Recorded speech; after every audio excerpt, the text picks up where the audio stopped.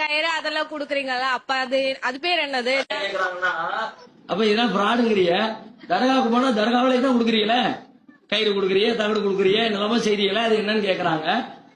தர்காங்கிறதே ஃப்ராடுங்க. நான் சபைக்காக உங்களை நீங்க கேட்டதை சமாளிக்கிறதுக்கு நான் சொல்லல. தர்கானா என்ன தெரியுமா? செத்தவர்கள் அடங்கி இருக்கிற இடம். செத்து போன அடக்கம் பண்ணுன எல்லா மக்களையும் கொண்டு போய் அடக்கம் பண்ணுனா சுடுகாடு இடுகாடுன்றோம், அப்படி பேர் வச்சிருவோம். இதுல சிங்கள யாராவது கொண்டு அடக்கம் பண்ணிருப்பாங்க. குறிப்பிட்ட ஒரு ஆளை செத்தவர் அடக்கம் பண்ணி வச்சுட்டு அந்த இடத்துல போய் நின்றுட்டு நீங்க தான் எங்களுக்கு எல்லாம் தரணும்னு கேக்குறாங்க. அறிவை கொண்டு யோசிச்சு பாருங்க. அவரு தான் உயிரை கூட காப்பாத்திக்க முடியாம செத்து போயிட்டார். அவர்கிட்ட போய் என்ன கேள்வி வேண்டி எடுக்கிறது? தான் உசுரை காப்பாத்த அவருக்கு முடியல, ஏன் உசுரை காப்பாத்துங்க இவன் போய் நிக்கிறான். அது நிறைய தர்காக்கள்ல அடக்கம் பண்ணப்பட்டிருக்கிறவங்க அவனுக்கு எப்படி காது கேட்குமா? முதல்ல சரி ஒரு பேச்சுக்கு அவர் சாகலனே வச்சுக்கோமே, அங்க இருக்கிறார் அப்படின்னு ஒரு பேச்சுக்கு வச்சுக்கிட்டா கூட அவருக்கு நம்ம பேசுறது காது கேட்குமா? அவர் எங்க இருக்கிறாரு? மண்ணை தோண்டி உள்ளுக்குள்ள வச்சிருக்கிறாங்க. மேல மண்ணை போட்டாச்சு, அதுக்கு மேல டைல்ஸ் போட்டாச்சு, அதுக்கு மேல இவ்வளவு பெருசுக்கு கட்டட வேற கட்டி வச்சாச்சு. அப்படி உள்ள உட்கார்ந்து இருக்கவனுக்கு இங்க இருந்து பேசினா அவங்க காது விழுமா? கடவுளா இருந்தா கடவுளுக்கு எல்லாம் முடியும். இவர் மனிதர், நம்மள மாதிரி நம்ம கூட கொஞ்ச நாளைக்கு முன்னாடி 50 வருஷத்துக்கு முன்னாடி 100 வருஷத்துக்கு முன்னாடி வாழ்ந்து விட்டு இறந்து விட்டு இருக்கிற ஒரு மனிதர். அந்த மனிதனிடத்துல போய் கேட்கிறீங்களா, அவர் எப்படி உதவி செய்வார்? உயிரோடு இருக்கிற ஒருத்தர் கேட்டா கூட நியாயம் ஒத்துக்கொள்ளலாம். உயிர் இருக்கிறது, நான் கேட்கறது புரியுது, என் கேள்விக்கு பதில் சொல்வாரு, பணம் கேட்டா முடிஞ்சா தருவாரு, இல்லாட்டி தர முடியாதுன்னா பதில் சொல்வாரு. ஒரு பதிலும் சொல்ல முடியாதவரால். குர்ஆன்ல ஒரு வசனம் இருக்கிறது, அதனுடைய பொருள் என்னவென்று சொன்னால், உலக முடிவு நாள் வரை அழைத்தாலும் உங்கள் அழைப்புக்கு பதில் சொல்ல மாட்டார்களே, அவர்களை போய் அழைக்கிறவனை விட முட்டாள் வேறு எவன் இருக்கிறான்? கேள்வி பாருங்க. நீ கூப்பிட்டுக்கிட்டே இருங்க. நீங்க இன்னைக்கு நாளைக்கு திரும்ப ஒரு பக்கத்து வீட்டுக்கார ஒருத்தர் ஏதோ வேலைக்கு கூப்பிடுறிய, திரும்ப கூப்பிட்டீங்கன்னா ஒரு நாள் இல்ல ஒரு நாள் வந்துட மாட்டாரா? டெய்லி கூப்பிட்டு இருக்காரியா, பணமே கேட்கறிய, ஒரு 500 ரூபா கொடுங்க, 500 ரூபா கொடுங்க, 500 ரூபா கொடுங்க, திரும்ப கேட்கும். சரி போய் தொலை வச்சுக்க, அவளுக்கு கொடுக்க வாய்ப்பு இருக்குல்ல.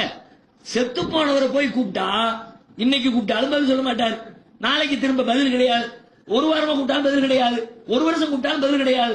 நீங்க சாகர வரைக்கும் கூப்பிட்டாலும் சரி, உங்க புள்ள சாகர வரைக்கும் கூப்பிட்டாலும் சரி, உலகமே அழிஞ்சு போகிற காலம் வரைக்கும் கூப்பிட்டாலும் அங்கிருந்து எந்த ரிசல்ட்டும் வர போறது இல்லையப்பா. அங்க போய் கேட்கிறிய, உன்னை விட முட்டாள் யார் இருக்கிறான் குரான் கேட்கிறது. அதனால இந்த தர்காவை வச்சு அது இந்த டீம் எல்லாம் ஒரே டீம். செய்வன சூனியம் பில்லி மந்திரம், இந்த ஆட்கள் பூராவே எல்லா மக்களின் அறியாமையை மட்டுமே மூலதனமாக வைத்திருக்கிறார்கள். அவர்கள் தான் தர்காக்களையும் கட்டி வைத்திருக்கிறார்கள். இந்த மாதிரியான வேலை நபிகள் நாயகம் காலத்துக்கு முன்னாடியே உலகத்துல இருந்துச்சு. நபிகள் நாயகம் என்ன சொன்னாரு தெரியுமா? இந்த மாதிரி இறந்தவர்களை அடக்கம் செய்துவிட்டு மக்களுடைய காசு பணத்தை அநியாயமாக பிடுங்குகிறார்கள் என்ற காரணத்தினால் இஸ்லாத்துல ஒரு சட்டத்தை சொல்கிறார்கள். இறந்தவர்களை அடக்கம் செய்துவிட்டு அங்கே கட்டடம் கட்டினார் அவர்களை இறைவன் சபிக்கிறான். ஏன்னா கட்டடம் கட்டினாதான் தர்கா வரும். செத்து போன அடக்கம் பண்ணி பில்டிங் உருவாக்கியாச்சுன்னா தர்காவ் ஆயிடுச்சுன்னு அர்த்தம். தர்காவ் ஆயிடுச்சுன்னா நீ கடவுள் உன்னை சபித்து விட்டார், பெரிய பாவத்தை நீ செய்து விட்டாய். அதனால இந்த தர்கா என்பது இஸ்லாத்துல கிடையாது. பள்ளிவாசல் உண்டு. பள்ளிவாசல்னா இறைவனை வணங்குகிற இடம். அங்க ஒண்ணுமே இருக்காது. செத்து போனவங்களை அடக்கம் பண்ற எதுவுமே காலியா இருக்கும்.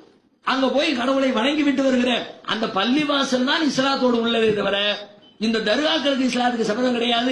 எனவே தர்காவில் உள்ள கயிறும் இஸ்லாத்துக்குரியது இல்லை.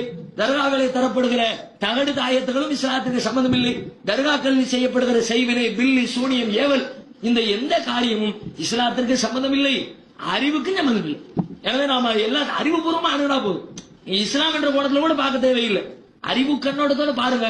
பகுத்தறிவு ஒத்துக்குதா? எந்த ஒரு காரியத்தை செய்யும் போது நம்ம எப்படி யோசிக்கிறோம்? அறிவு எவனாவது நம்மளை பார்த்து உனக்கு அறிவு இருக்கான்னு கேட்டா எவ்வளவு கோவம் வருது. அவன் அறிவில்லாத காரியத்தை செஞ்சு விட்டு நிக்கிறோமே, அவன் கேட்டா மட்டும் கோவம் வருது, நாமளே செஞ்சோம்னா. அப்படி நாம யோசித்து பார்த்தால் இந்த மாதிரியான வேலைகள் எல்லாம் ஃப்ராட் என்பது விலகிக் கொள்ளும். அதுல இருந்து நம்ம விடுபட்டு வந்துட வேண்டும்.